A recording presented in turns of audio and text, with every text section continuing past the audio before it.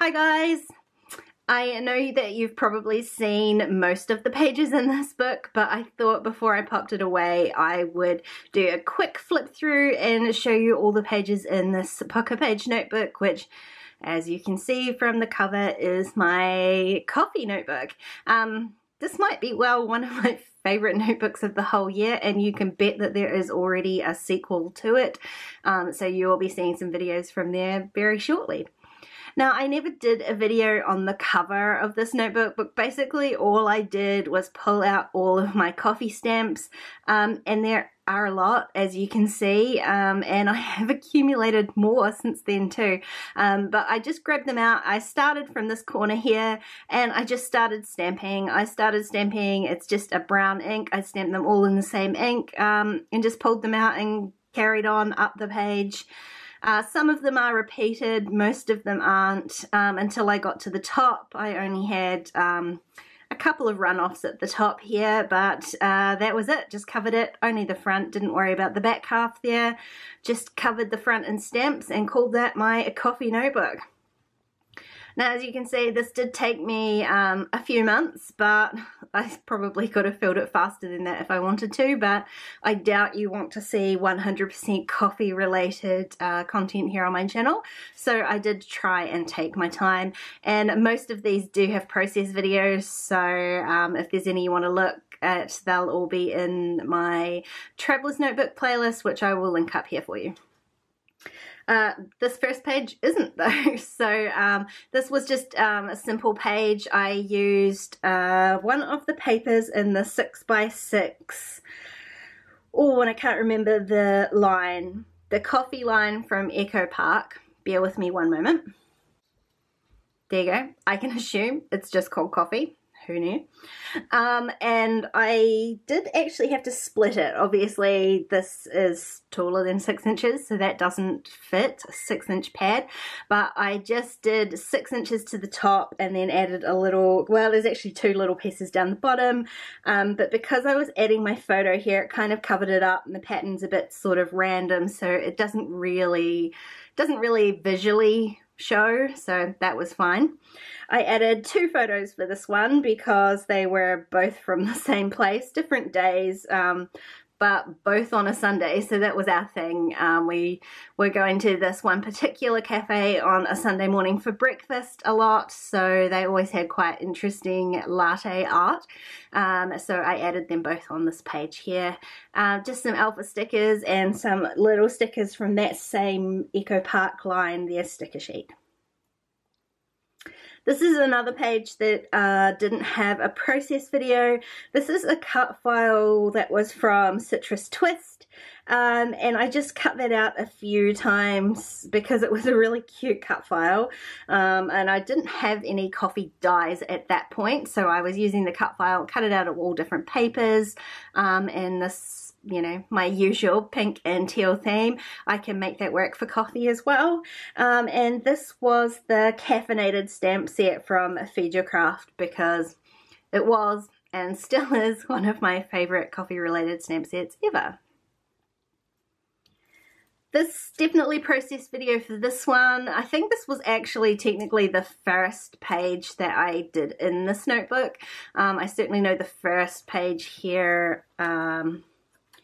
No, actually, I think this was the first one, but I work randomly throughout the notebook. I don't work from front to back, and in a notebook like this where it's just themed rather than dated, that makes no difference to me. So I was just adding pages where I could. So this one I wanted to have a sequin pocket, so it just happened to go here.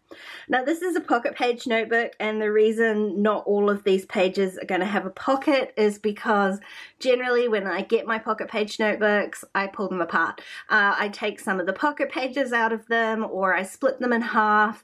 I know that I make really thick pages, and if I leave my pocket page notebook complete as it is sold, it becomes way too thick. Not necessarily to work in. I probably could work in it, but it makes it way too thick for me to easily film for you guys, so I do tend to split them into 2 or just pull out some of the pages. So that's why you'll see some pages in here don't actually have pocket pages. This one here, I had taken a grid photo of all of my coffee cups and added the journaling onto the back here. And again, this is that caffeinated stamp set from Feed Your Craft. And there's definitely a process video for this one too. This is the stencil from that same line from Echo Park, and I really love it. You'll see I've used it maybe a couple more times in here.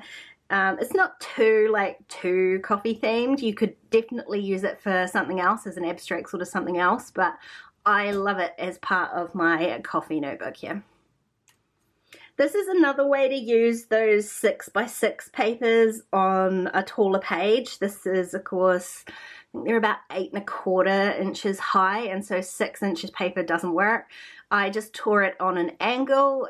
You could do it straight, you could add a piece in the middle, but it's just somehow you have to split it so that you can run it the full height of the page. So here's another one without a process video, and it's kind of hard to see, but I did use that, I did use that same stencil again with some modeling paste to get this really awesome texture. Of course, it's not coming off on camera here, but it's really nice texture in real life.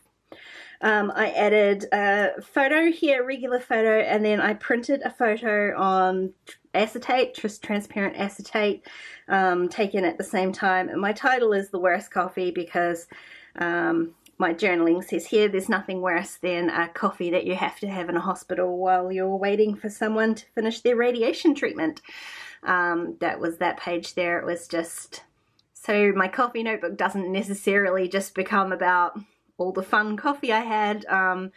It's relevant to when I'm having the coffee as well, which I think is a nice way to write a really tough story. There's definitely a process for video for this one, and I still love this. This worked out exactly how I thought it would, which doesn't happen often, as you know, but this one really did, and I super love it. So I kind of want to do it again. Is that cheating to do the same thing twice? I don't know. These ones have the little hidden journaling as well. So there is journaling in here. I think I did really well with the journaling in this notebook, considering that I don't journal a lot.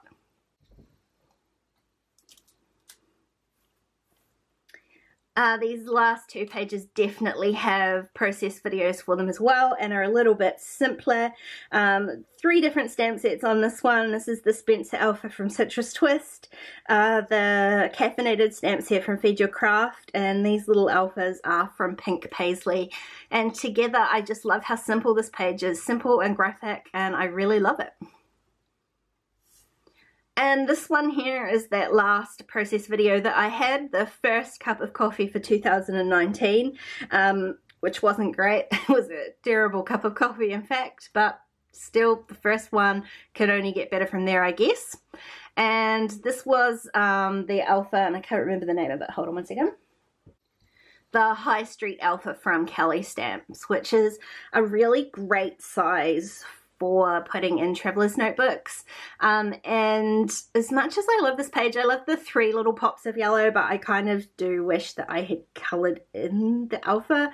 I did think of it at the time, but to be honest I was being lazy, so I left it black and white, and I also wish that I hadn't handwritten it, that I had typed my journaling. There's not a lot of handwriting in here, and I wish I had carried on the theme, but that's it. That was my coffee notebook. I made this pocket page notebook really small. This is one of the ones that I split in half, I think.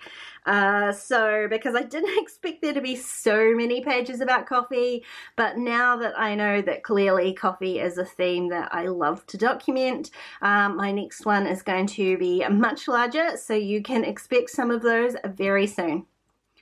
Thanks for watching, guys, and let me know down below if you've got any questions about anything you've seen. Otherwise, I'll see you next time. Bye.